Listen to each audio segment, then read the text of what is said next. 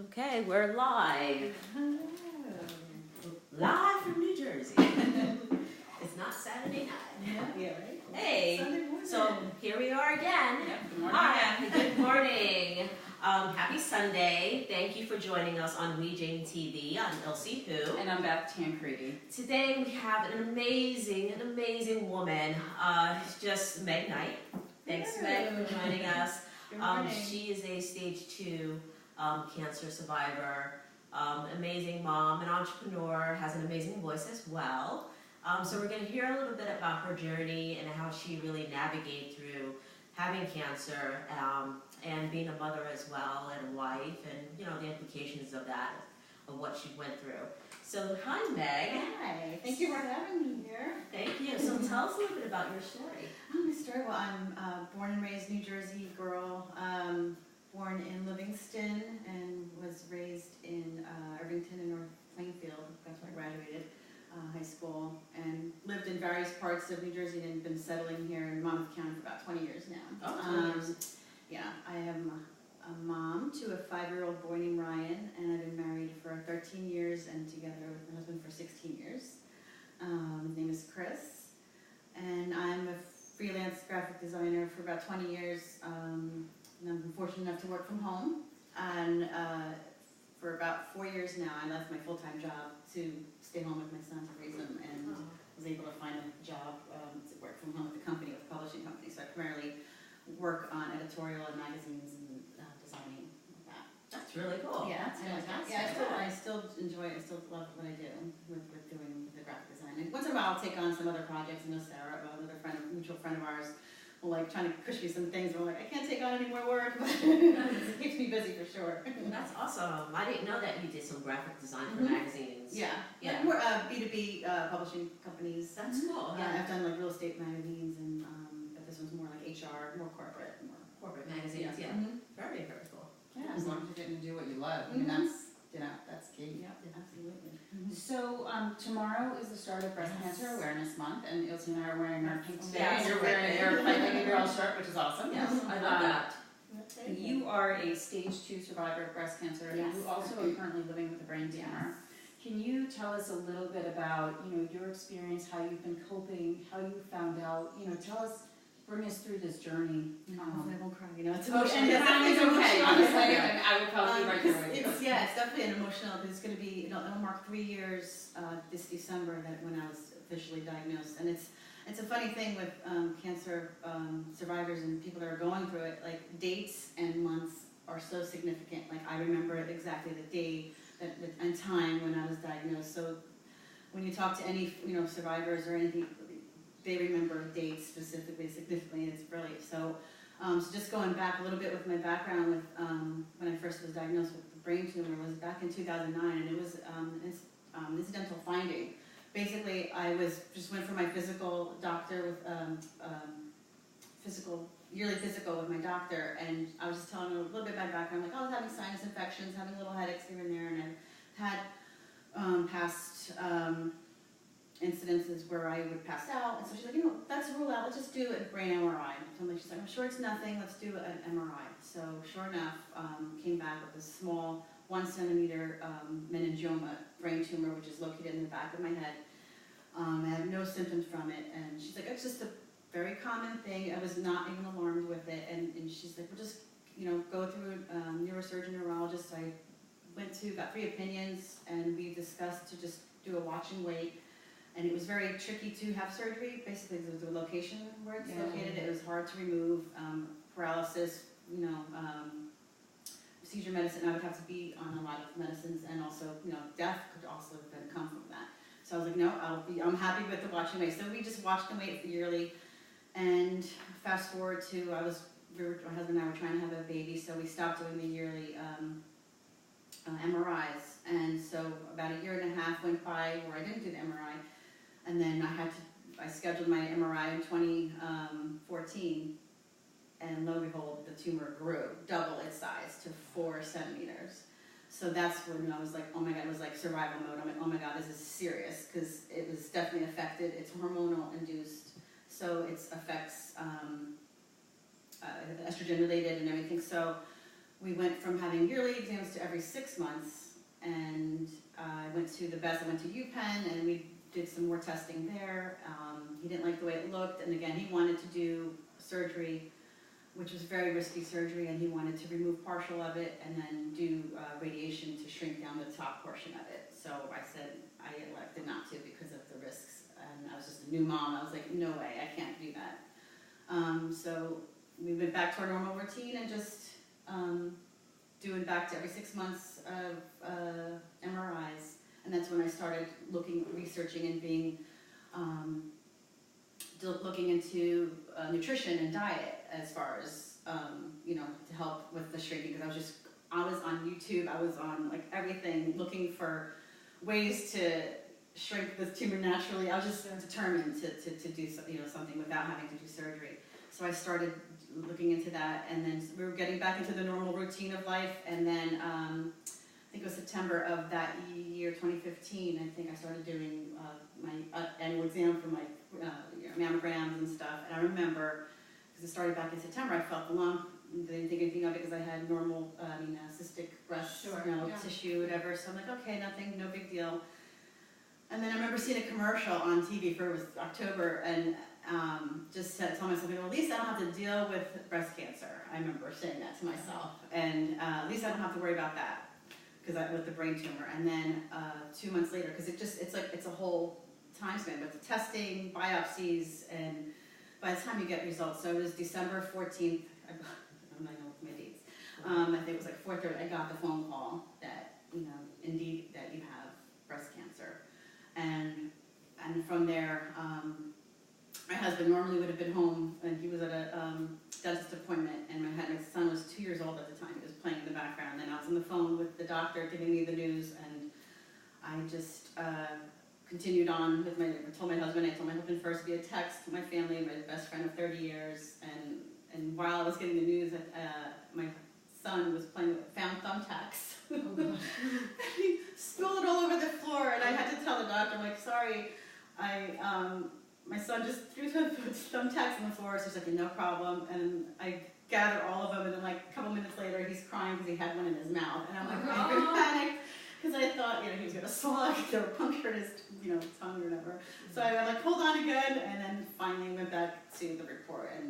And that initial feeling was just numb, nothing really. I didn't know what to feel. I just was like, wow.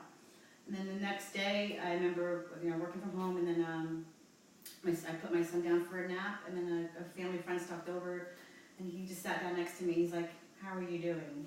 And I'm like, and that's when I lost it. I just broke down crying, and then, he stayed with me for about, 10 minutes, and then he left, and that's when I just broke down and just, like, why me? Why is this happening, God? Like, talking like, why is this happening to me? Like, with the tumor, the cancer, why is this happening? And I just texted my sister. Luckily, she lives within 10 minutes, and she came over, and we both said a beautiful prayer, and from that moment, I knew I was going to be okay, and that changed my whole perspective. You're going to make me cry. And I knew I was going to be okay. She said, my grandma, 2 days prior, we went to a medium, and she said, you're going to have some health news, but you're going to be okay from it. And so she said, and your grandmother is watching, and you're going to be fine. And I think that moment when I knew I had a choice. I either could just be like, just woe is me, why is this happening, or just be proactive and just be survival mode and just continue doing what I'm doing. From eating healthy and nutrition from the brain tumor. So I knew, I'm like, all right, I'm on the right track, clearly. So I'm going to keep doing what I'm doing. And at first, with the diagnosis, it was just one type of cancer. It was invasive ductal carcinoma, which was a small, that was the one type of cancer. So they did more tests, and at first I was elected just to do a lumpectomy, but then after further testing, they found another type of cancer within the same left breast. So it was 2 different types. They had invasive ductal and invasive lobular, so they caught both, and none of them were found via mammogram, because I had one prior, so they didn't even see that. I felt it, and then I had the 2 biopsies, and it's a process. And like a lot of people don't realize when they go for these tests and it, it took what 2-3 months for them to actually physically tell me like it's actually it's cancer. So and I still can't believe like hearing those words, like wow, it's still crazy. So I after going for my couple of other MRI tests, then that's when they said the lumpectomy is not you're gonna have to do a mastectomy. And I elected to do both, a double mastectomy, because I don't want to go through this whole thing all over again, a year later or whatever. So on January 18th, I had a double mastectomy, 6-hour-long surgery, and I was not in pain. Like the next day, I was on some pain meds, but I was a stiffness, and I had my family, my sister, my husband, everybody there, my mom, and my mom stayed with me for 2 weeks, and I was off pain meds within 9 days, and I was just up and at it. I was already trying to do things because mom was like, you gotta slow down, because I was already caring for a toddler, and he was still in the crib, so I couldn't even carry, I couldn't pick up anything over 10 pounds, so I had to really be easy. But it was definitely a challenge, and I think that's when I started realizing, I was just starting writing my blog and just writing things down, and what I did, meditating, praying, and I think all that helped me heal faster. And people were telling me that, oh, you're inspiring me. So I'm like, people were inspiring me, because I was doing, just reading and just reading other women's stories. I was reading a book called Praying Through Cancer, and just reading all their, stories. And also, it reintroduced me to the Bible again, which I haven't done, and I haven't picked up the Bible in 30 years. So I started reading scripture, and that helped me a lot, and the meditation, and just doing holistic and homeopathic remedies. And I think from doing that, healing myself, I also didn't have to do chemo or radiation. Wow. And wow, that's impressive. Yeah, they didn't know, because I think and the lymph nodes, they removed 4 lymph nodes, and thankfully it didn't spread, because I think if it did spread, they would have probably But I think at my time and my frame of mind at that time, I was kind of against chemo, and I wanted to do the natural route. So I'm not sure if it was needed to be, if I would have gone that route, because my husband also, during this whole time, my husband had lost his mom a 1.5 years before my diagnosis. So when I got diagnosed, he almost had a midlife crisis, like, oh my God, I'm going to lose my wife. And I had to step up and comfort him. And he was like, he's like, I don't want to lose you. I'm like, I'm not going anywhere. Stop. This is nothing. And I don't, to be honest, I don't know what I was more afraid of, the brain tumor, because this is just so unknown, and I didn't feel I don't feel symptoms from it. So I don't know what's more scary. I just knew the cancer was there, take it out, get it out, and that's all I knew. Whereas this is still, I'm living with it, which I'm due for my yearly in October. This coming month I have to do another scan, and then go from there. So we're back to doing yearly scans for that. So with the breast cancer, I do every 6 months blood work, and every 2 years we're gonna do ultrasound and check on that. Well, that's my story. But and 3 words that I kept with me dearly when I was doing that was persevere, heal, and inspire. And I want to get a tattoo for that my birthday. Those are powerful words. Yeah. And so that helped me a lot, getting through this. And and like I said, the days and times, each year of the anniversary, you relive all those emotions over and over again.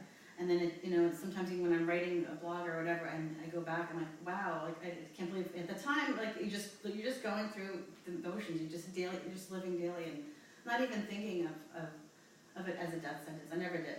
I never thought of that, and that's I think that's very. I think women or anybody diagnosed with it, it's not, you just in survival mode, and you just positive thinking all the way, and don't think, oh my God, what if this happens? What if this happens? What if this happens? And not to say that I didn't feel that at that time, because I've had moments where I was just like, oh my God, what if it comes back? What if it goes back a different area?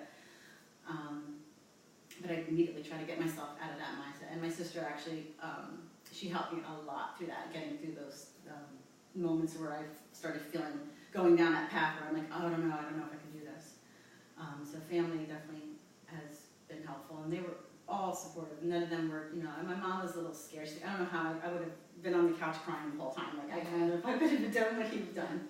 So yeah, it was definitely a hard time. Like I said, I'm coming up on 3 years now in December since diagnosis. So it's the next couple months is definitely where I start feeling anxiety again, getting the test and MRIs done. So and the waiting on the results, and that's like so much anxiety filled with anybody. When you go to make the appointment, it's waiting and getting the results is just hard to emotion with, to deal with. But my son just, like I remember during the surgery, he was like, Mom, my boo-boos, he's like, Mommy has boo-boos. Yeah, Mommy has boo-boos on her boobies. So,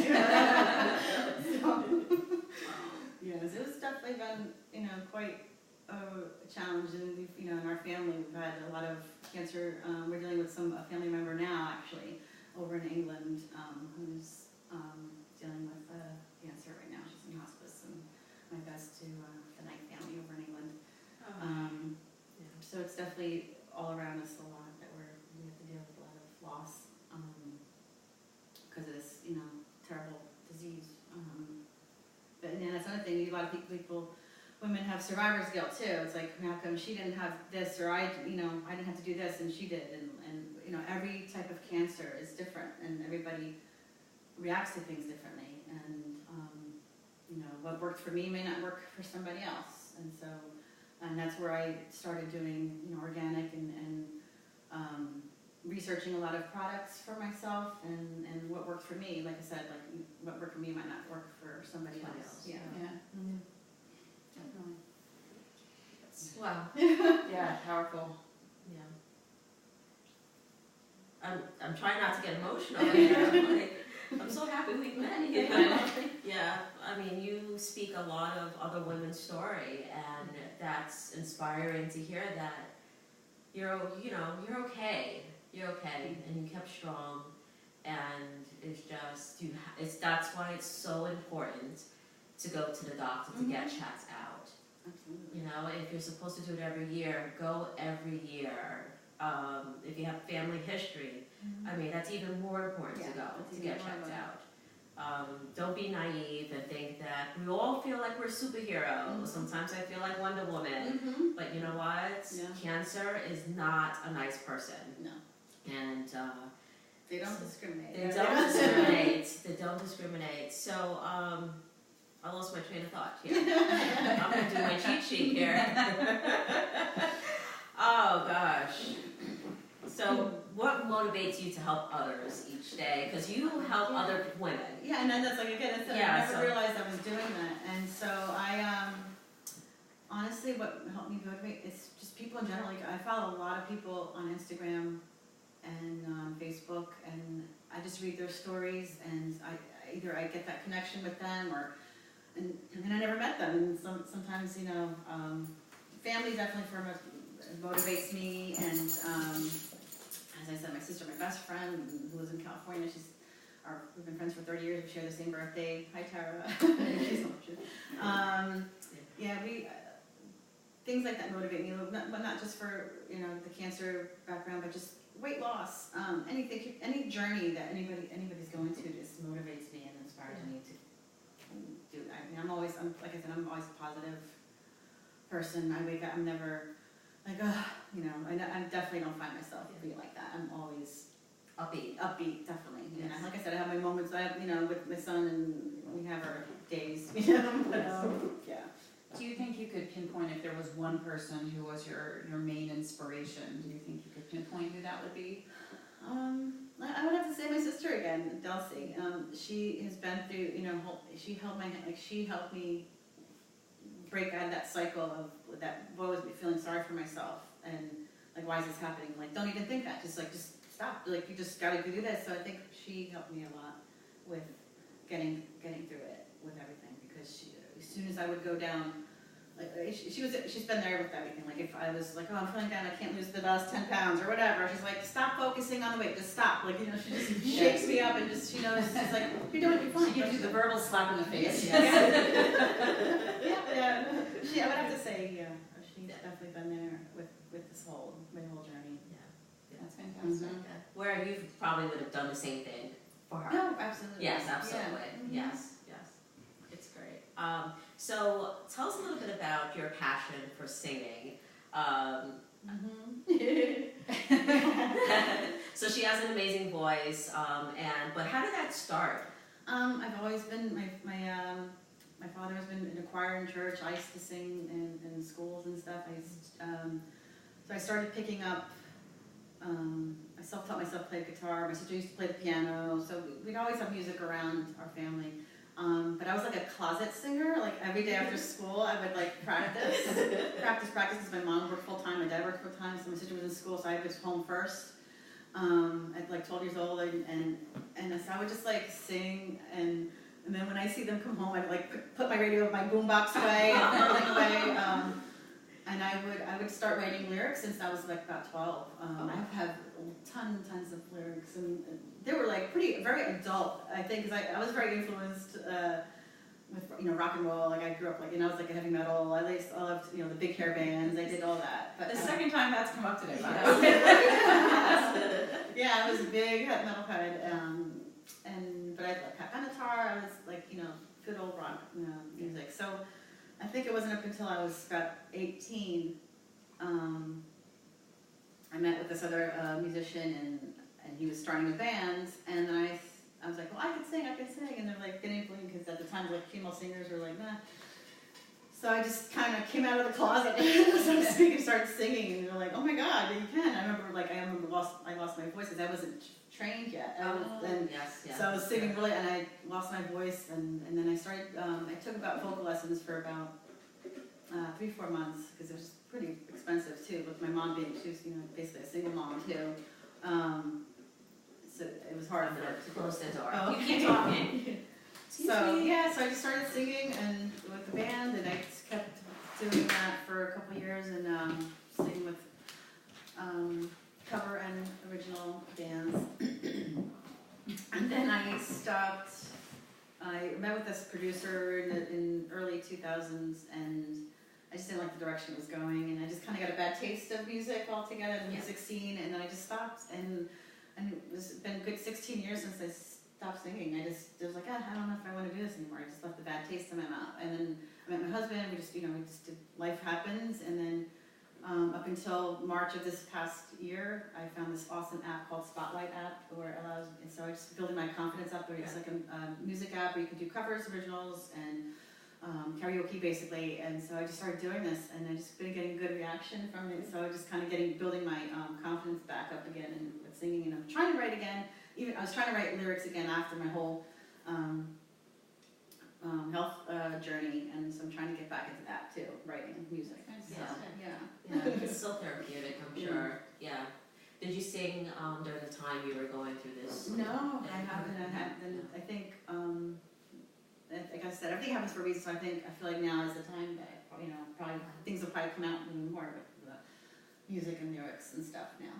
But yeah, I've been singing now since March, so a couple months. Oh, that's it. Okay. I started like fresh again, and I sang at the event that we had with another mob group, that event, launch gala. Cool. So do you have something?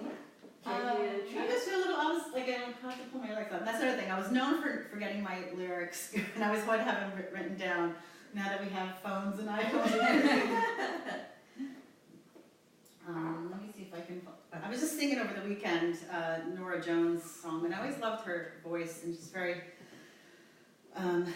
sultry. So let me try it here a little bit. I waited till I saw the sun. Don't know why I didn't come. I left you by the house of fun. Don't know why I didn't come. I don't know why I didn't come. When I saw the break of day, I wish that I could fly away.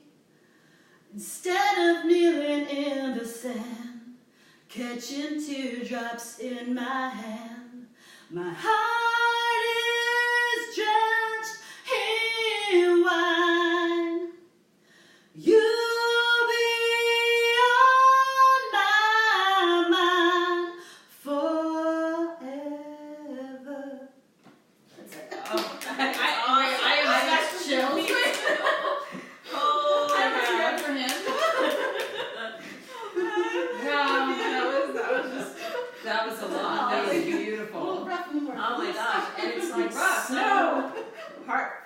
especially given your story, is just like, oh my gosh. See, God wanted you to be here so we could all continue to hear your voice. Thank you. That was lovely. That was really was. Oh my gosh. Okay. So, where can we find you on social media? Social media. Yeah. So I created this blog called Get Inspired by Meg. .wordpress.com, and there you can hear my full story and things that I used, things that I love, even books that I've read that helped me got me through this journey. What else? The blog and the YouTube, and I have all my videos that I sang there. So that's the main. And it has all connections there. You can get me through Facebook, Instagram. And Instagram is just _get_inspired by Meg. And I'm on there too. I'm very active on social media. So You are. It's been lovely having you. Yeah. Yes. Wait, I'm going to do the quick questions. Oh, I'm sorry. And then do a little fun. Okay, so, quick questions. Oh, that's it. So simple. Quick questions. Quick questions. Okay, so I'm going to ask you 3 questions. Just fun little questions. Okay. What is your favorite fall look? the fall look. Yeah. I feel like I don't have much sense of a style. I feel like, but probably jeans, t-shirt, and my Converse. Converse. I love Converse. Nothing wrong with Converse. Yes. Absolutely not. Yes. Okay. Since you live in New Jersey, what is your favorite go-to restaurant? Oh my gosh. God, I have a couple. One of my favorites used to go to was San Remo restaurant. They're in Red Bank now. Oh, they're They're still on- open? Yeah. I thought they closed. I love my Thai food, so I go to Sign Garden a lot. Oh, really? Yeah, really good Thai food there. I love Thai food. Yeah, I became vegan about 2 months ago. Still transitioning to full-blown vegan, but like it's hard because my son still eats meat. Sure, And so yeah. that's not just for health reasons, but just environmental too. Yeah. But yeah, I feel good on it. I like being on it. So That's cool. Okay, so last one. Growing up, who was your childhood celebrity crush? oh, I have a couple. Oh my God, my husband would cut. He knows my top 3 were Leif Garrett, Sean Cassidy. The second time Sean Cassidy has come up today too. I think those are the 2. Andy Gibb, I liked him. Ooh. Yeah. Yeah, my female crush was like Donna Summer, Wonder Woman, Linda Carter. Oh, yeah, right. yeah. It was awesome. I think every woman had a crush on Linda Carter. Yeah, she's awesome. Product of a 70s child. Well, Well, we're 70s babies. Yeah, Exactly. 70s babies. Yes. Okay. Well, thanks for being our Thank Wonder you. Woman today on our show. Thank We you. really appreciate you being here, especially coming up on Breast Cancer Awareness Month. Yes. As you Get can checked out. Get checked out. You can see here's a survivor, and how is really important to really get checked out when you're supposed to, especially if you have a history in your family. Make sure that you take care of that. Thank you. Thanks for joining us on WeJane TV. I'm Ilse Hu. I'm Beth Tancredi. And we look forward to seeing you next time. Enjoy the rest of your summer. Bye. Thanks.